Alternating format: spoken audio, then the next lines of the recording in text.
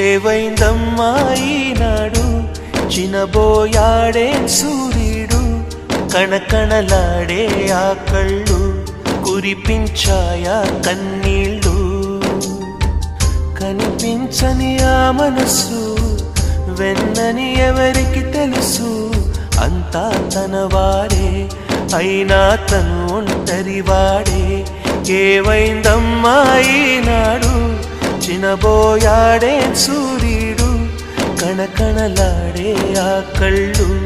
కురిపించాయా కన్నీళ్ళు